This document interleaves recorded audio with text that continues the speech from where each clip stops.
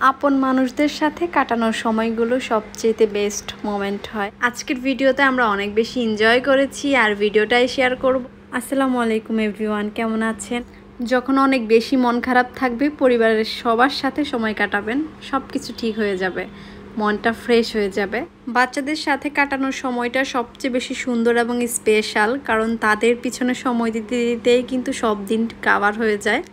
আজকে ভাবিদের সাথে অ্যান্ড বাচ্চাদের সাথে অনেক সুন্দর মোমেন্ট ছিল আমাদের।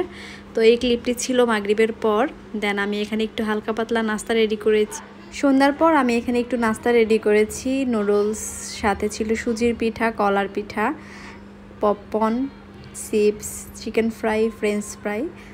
তো আমরা সবাই মিলে একসাথে খেয়েছি, আড্ডা দিয়েছি। এরপর বাচ্চারা দেখেন দুষ্টুমি করছে, আর ওদের দুষ্টুমিগুলো একটু স্মৃতি করে রাখলাম ক্লিপ নিয়ে নিয়ে। আর এখানে আমরা সবাই হাত দিয়ে একটা পোজ নিয়ে নিচ্ছি, মানে পোজের তো শেষ নেই, একটু ঢং না করলে কিভাবে হয়। তো এখানে ঢং করতে করতে শেষ, আর চুড়ি শেয়ার করে পরে ফেললাম। এরপর মাথার ক্লিপ, হেয়ার ব্যান্ড আর চুড়ি আমি ভাবিকে গিফট করে দিলাম, ভাবির বার্থডে গিফট। আর আরও এক সেট চুড়ি আপুকে দিলাম, মানে ভাবির ছোট বোন। আমার পক্ষ থেকে ছোট্ট একটি গিফট।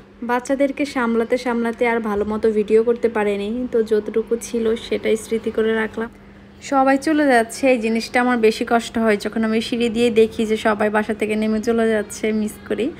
সত্যি দিনটা অনেক ভালো ছিল আমাদের জন্য। আর এখানে ভাবি আমার জন্য পায়েস রান্না করে নিয়ে আসছে, এত মজা ছিল পায়েসটা, পুরো অমৃত। কেউ আপনাকে ভালোবেসে কিছু রান্না করে খাওয়ালে সেটা অবশ্যই অমৃত। আর এই পায়েসটা অনেক বেশি মজা ছিল। নর্মাল ফ্রিজে ঠান্ডা করে এই পায়েসটা খেতে সবচেয়ে বেশি টেস্টি হয়েছে।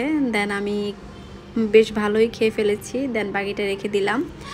আর এখানে ভাবি আসার সময় আবার বেস্ট বাই থেকে গিফটও নিয়ে আসছে।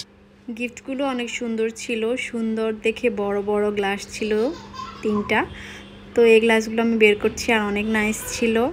কেউ আপনাকে ভালোবেসে যদি একটা ফুলও দেয়, সেই ফুলের পাপড়িগুলো কিন্তু স্মৃতি করে রেখে দিতে হয়।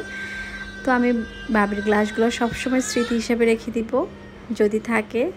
আর আনাবিয়া তো প্রথমেই ধরে ও ভেঙে ফেলার অবস্থা, তো ওর থেকে দূরে রাখতে হয় সব কিছু।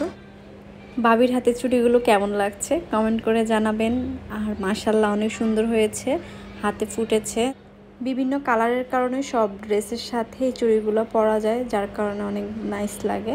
রাতে খাওয়া দাওয়া শেষ, তারপরও আনাবিয়ার পাপা এখানে বিরিয়ানি নিয়ে এসেছে। এটা ছিল বিফ, তো মাটন বিরিয়ানিটা বেশি টেস্টি লাগে আমার কাছে। আর এটা ছিল বিফের, দেন 1 পিসই ছিল, আর 1 পিস আলু ছিল। প্রতিদিন বিকেল 4টায় আমার পেজে ভিডিও পেয়ে যাবেন। আর আজকের ভিডিওটা এখানে শেষ করে দিচ্ছি। ভালো থাকবেন, নেক্সটে দেখা হচ্ছে। আল্লাহ হাফেজ, আসসালামু আলাইকুম।